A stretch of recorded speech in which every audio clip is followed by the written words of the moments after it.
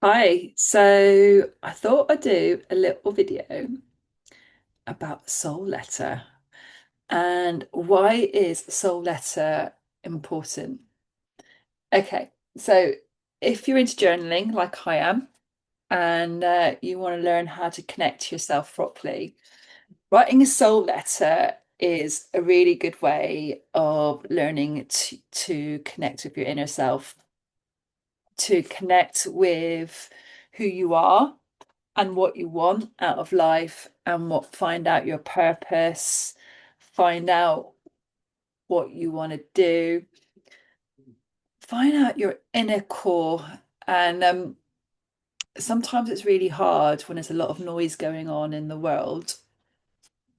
And writing a soul letter is a beautiful way to connect with yourself. It's a beautiful way to investigate who you are, to go on a journey and work out who you want to be in this new version of yourself and realize if there's new dreams you want to have in life, and what you want to let go of, or and it can be a little bit painful when you start to connect with your soul because your soul is related to your emotions, your inner core. And also, it's a connection to your higher self and into your intuition.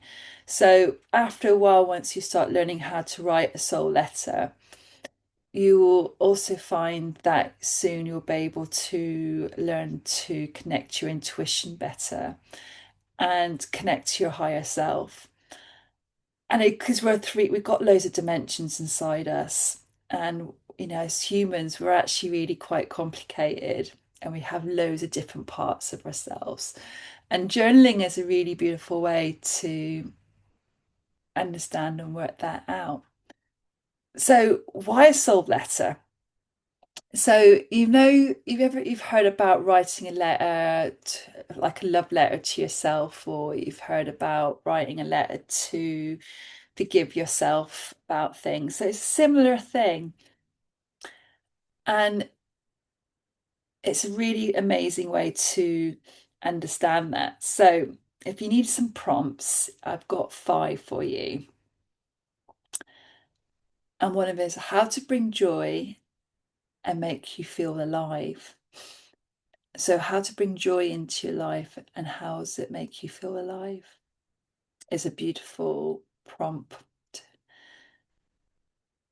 Also, another thing is a really nice way to start your love letter is introducing yourself to your soul.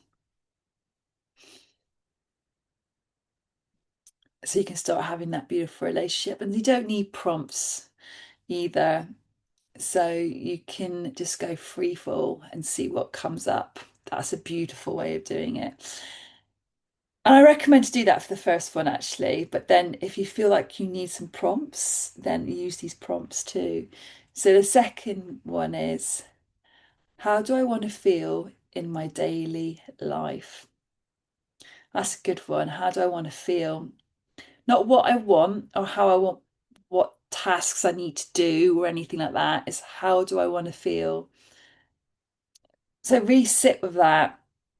Make sure you make yourself a nice cup of tea. I always find drinking tea really helps.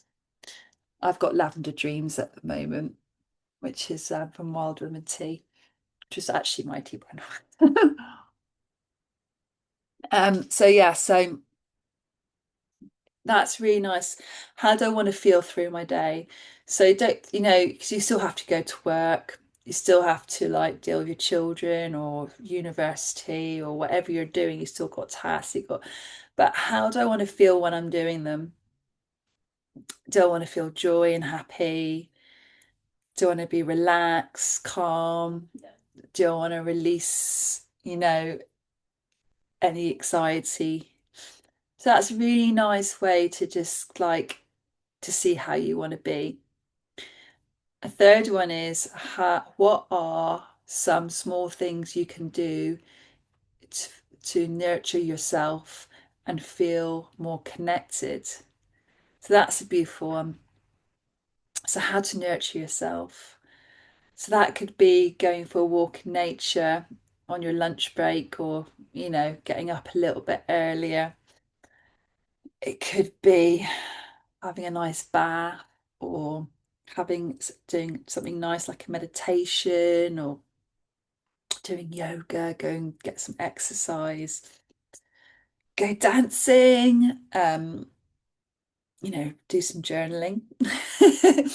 Whatever it is for you, cook some nice food, um, healthy food, you know, maybe giving up coffee, to help nurture yourself, something like that. And then the next one is, what do you wish to understand better about yourself? Yeah. What do I wish to understand better about myself? Well, that's a question. See what comes up.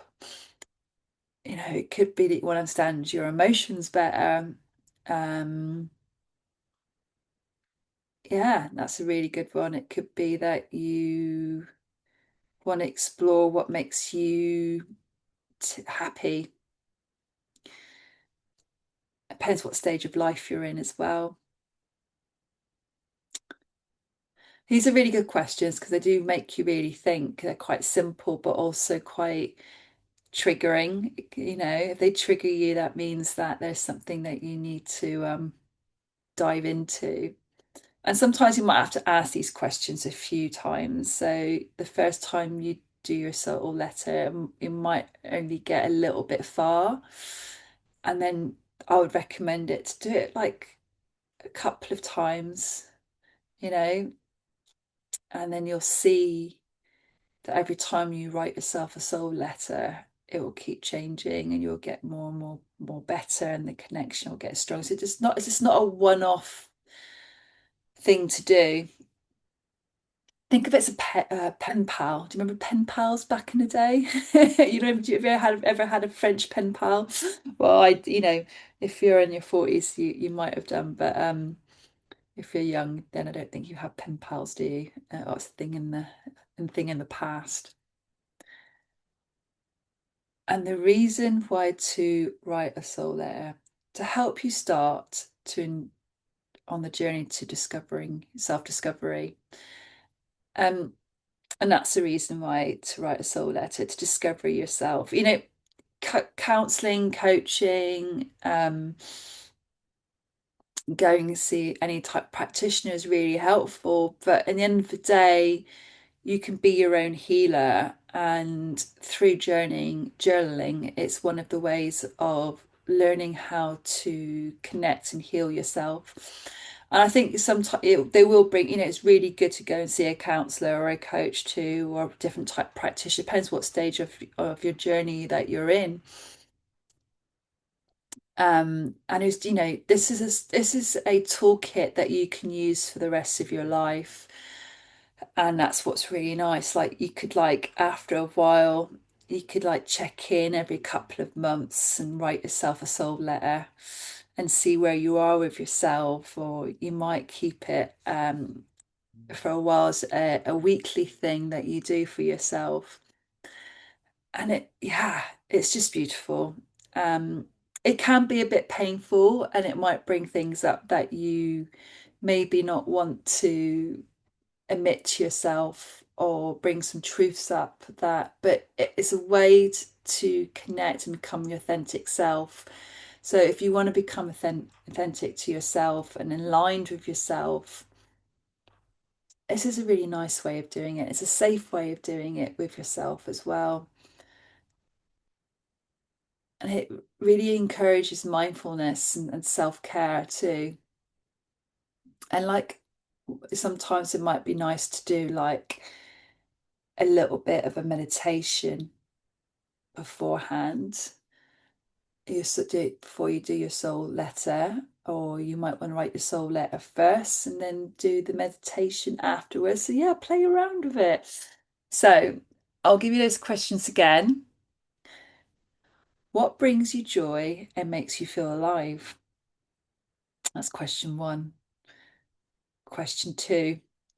What are some moments when you felt truly at peace and content? Oh, I didn't tell you. Yes, and I forgot to mention that one. So that's a good one as well. What truly makes you feel peaceful? How do you want to feel in your daily life?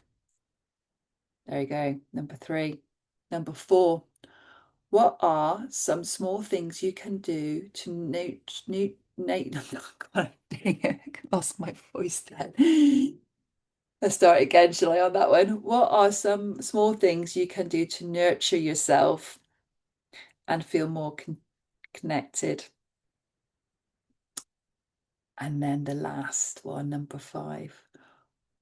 What do you wish to understand better about yourself? Anyway, I hope you enjoy those questions. You don't have to use them, but you might find them really helpful. But I do recommend write yourself a soul letter. Have a lovely day. Bye.